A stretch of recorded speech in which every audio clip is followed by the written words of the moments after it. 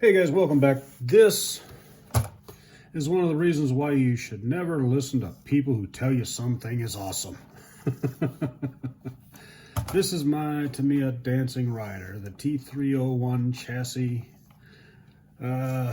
currently replaced by the dual rider. This, check this out.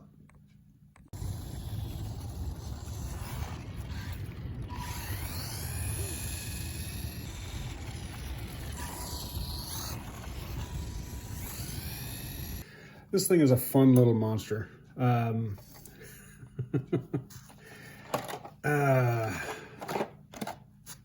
course, underneath it's just a basic Tamiya.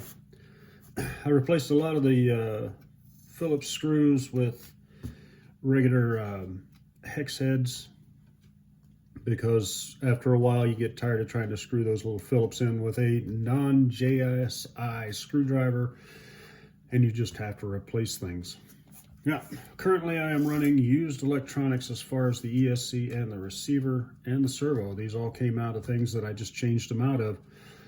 The servo, I believe, won't swear to it, but I believe actually came out of my 6x6 axial because it is just a regular, it's a the 605, the S605 Spectrum servo. It's slow, but it's effective.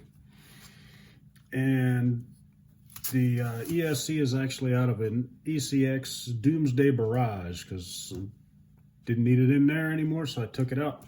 And that's what's mounted there. And it's an old Fly Sky receiver that I had laying around, so that went in there as well.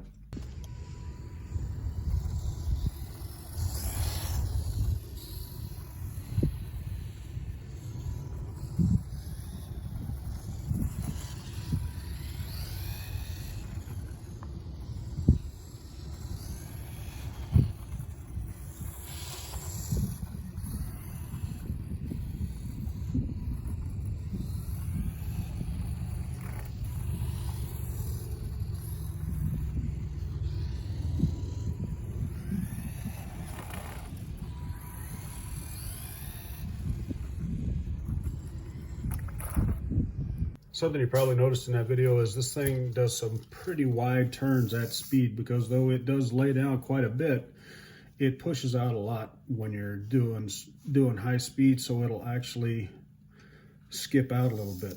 In order to make it turn super sharp, you have to slow down. That's just the way it is. Currently, I'm waiting on Tamiya to get done with their inventory so I can replace the steering spring because this one is a little weak.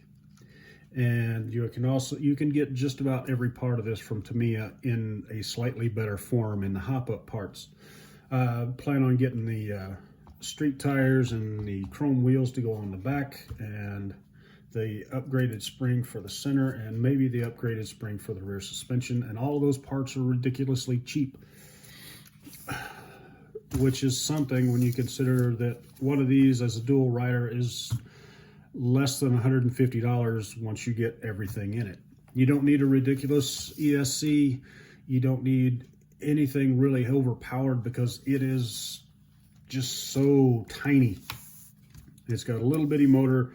You probably should get a faster servo than the one I'm using. This one is strong, but it's not really fast.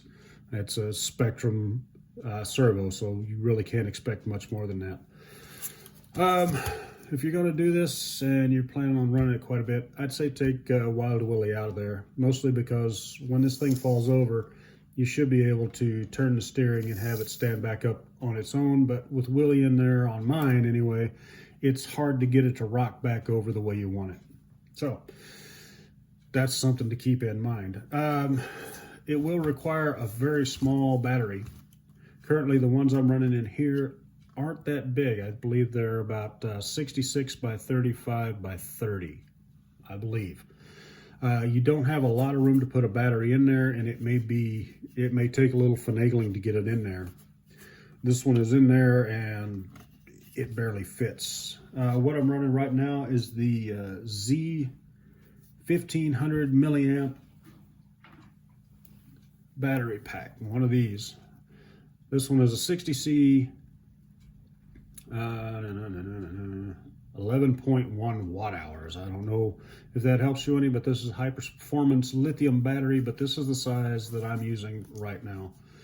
And it barely fits in there. It's actually kind of tight. You got to fold and bend wires around to get everything in there, and then you got to work this around this way, and it's frustrating, but it's worth it.